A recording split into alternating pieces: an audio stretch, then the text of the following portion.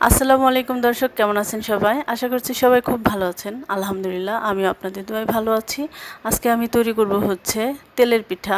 এটা তৈরি করতে প্রথমে আমি নিয়ে নিচ্ছি চালের গুঁড়ি, তারপর হচ্ছে একটু লবণ দিয়ে ভালো করে মেখে নিব। পাতিলে আলাদা করে খেজুরের গুড় জাল করে রেখেছি, সেটাকে একটু ঠান্ডা করে এখানে ঢেলে দিচ্ছি। গুড় আর চালের গুঁড়িটা ভালো করে একসাথে মিক্সড করে নেব। এমনভাবে ব্যাটারটা তৈরি করতে হবে যাতে কোনো দানা দানা না থাকে। চুলায় আমি একটা কড়াই বসিয়ে সেখানে তেল গরম করতে দিয়েছি। এখানে আমার ব্যাটারটাও তৈরি করা হয়ে গেছে, দেখতেই পাচ্ছেন।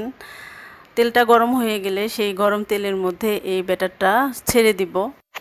চুলার জালটা মিডিয়ামে রাখতে হবে যাতে পিঠাগুলো ফুলে ওঠে। দেখতেই পাচ্ছেন পিঠাগুলো ফুলে উঠছে আস্তে আস্তে। তো এই প্রসেসিংয়ে পিঠা বানালে অবশ্যই অনেক সুন্দর পিঠা তৈরি হবে, কোনো কাঁচা থাকবে না। আমি আপনাদেরকে এই পিঠাটা হলে অবশ্যই ভেঙে দেখাবো কেমন হয়েছে। এক পাশ হয়ে গেলে আরেক পাশ উল্টিয়ে দিব যাতে এই পাশটাও অনেক সুন্দর করে হয়, যাতে ভিতরে কোনো কাঁচা না থাকে। পিঠা যখন হয় তখন পিঠা তৈরি করতে খুব ভালো লাগে। আমি অনেকগুলো পিঠা তৈরি করে রেখেছি আগেই, তো আপনাদেরকে দেখাচ্ছি সেই পিঠাগুলা। আমি যে প্রসেসিংয়ে পিঠা তৈরি করলাম, এইভাবে পিঠা তৈরি করলে একটু ভিতরে কাঁচা থাকবে না। আপনাদেরকে একটা পিঠা ভেঙে দেখাচ্ছি যে পিঠাটা কেমন হয়েছে, ভিতরে কোনো কাঁচা অংশ কিছুই নেই। তো আলহামদুলিল্লাহ পিঠাটা খেয়েও সবাই খুব ভালো বলেছে। তো এই পর্যন্তই, সবাই ভালো থাকবেন, সুস্থ থাকবেন। আল্লাহ হাফেজ।